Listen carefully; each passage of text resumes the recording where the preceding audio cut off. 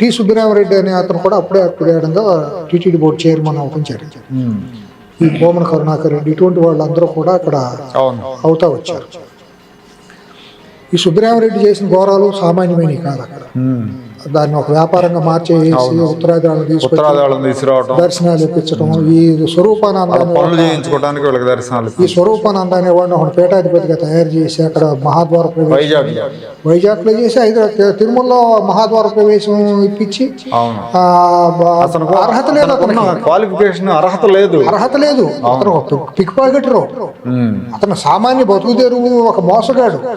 అటువంటి వాడిని తీసుకెళ్లి ఒక పీఠాధిపతిగా మహాద్వార ప్రవేశం, పూర్ణకుంభ స్వాగతం, అక్కడ ఆశ్రమం స్థలాలు ఇవ్వటం, శ్రీశైలం ఇవ్వటం, పెంచి పోషించి సుబ్బరామరెడ్డి అనే దుర్మార్గుడు చేసిన ఘోరాలు ఇన్నేంది కాదు. అతను మనం చర్చించకుండా ఉండకూడదు, ఖచ్చితంగా మాట్లాడాల్సింది.